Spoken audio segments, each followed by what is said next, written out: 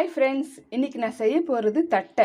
அதுக்கு தேவையான இன்க்ரீடியன்ட்ஸு: ஒரு கப்பு மாவு எடுத்திருக்கேன், இது 250 கிராம். 1 ஸ்பூன் சீரகம் சேர்த்துக்குங்க. 2 ஸ்பூன் உடச்சக்கடலை மாவு, இது வறுத்து பொடி பண்ணி வச்சுருக்கேன். 2 ஸ்பூன் உளுந்து, இதுவும் வறுத்து பொடி பண்ணி வச்சுருக்கேன். தேவையான அளவு கருவேப்பிலை, கடலைப்பருப்பு ஊற வச்சு எடுத்து வச்சுருக்கேன், இது 2 ஸ்பூன் சேர்த்துப்போம்.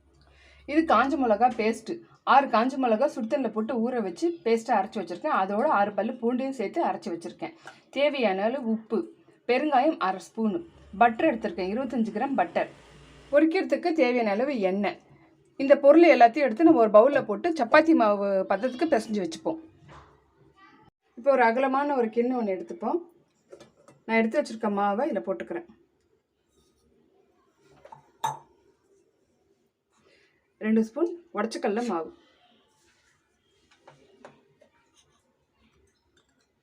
2 ஸ்பூன் உளுந்து வறுத்து பொடி பண்ணி வச்சுருக்கேன் ரெண்டுமே,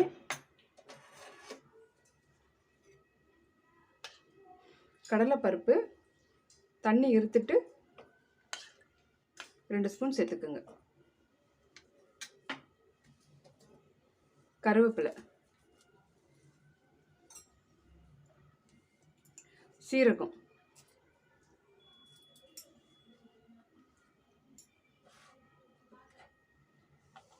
காஞ்ச மிளகா பேஸ்ட்டு. உங்கள் காரத்துக்கு ஏற்ற மாதிரி நீங்கள் எடுத்துக்கோங்க. நான் 2 ஸ்பூன் தான் போட்டிருக்கேன். பெருங்காயத்தூள் 1/2 ஸ்பூன், தேவையான அளவு உப்பு,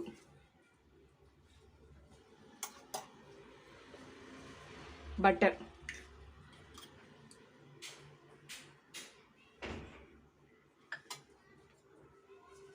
எண்ணெய் கொஞ்சமாக ஊற்றிக்குங்க.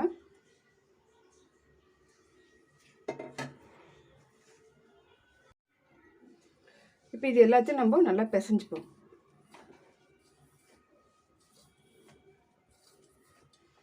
கொஞ்சம் கொஞ்சமாக தண்ணி ஊற்றி சப்பாத்தி மாவு பதத்துக்கு பிசைஞ்சு எடுத்துக்கோங்க.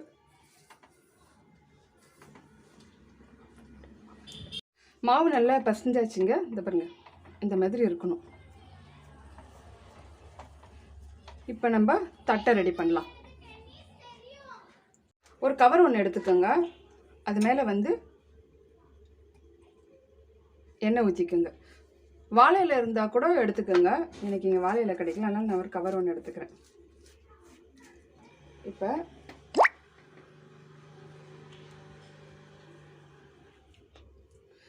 மாவு உருண்டை பிடிச்சி எடுத்துக்கோங்க. இதில் வச்சு அழுத்திட்டு இந்த கவரை இப்படி க்ளோஸ் பண்ணிவிட்டு ஒரு டப்பா, இந்த மாதிரி எதுனா ஒரு டப்பா ஒன்று எடுத்துக்கோங்க. இப்போ இதை அழுத்தத்தை கொடுங்க.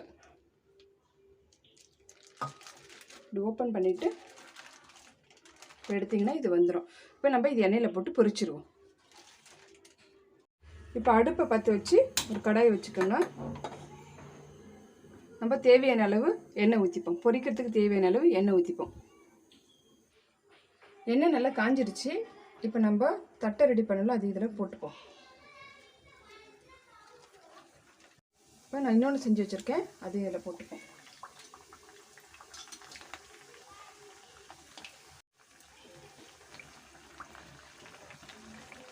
நல்லா ப்ரௌன் ஆகுற வரைக்கும் நல்லா வறுத்துடுங்க. நல்லா ப்ரௌனாக ஆகிடுச்சு பாருங்கள் தட்டை. இப்போ நம்ம எடுத்துடலாம். எண்ணெய் கொதிக்கிறது கூட நின்றுடுச்சு. இப்போ இதை நம்ம எடுத்து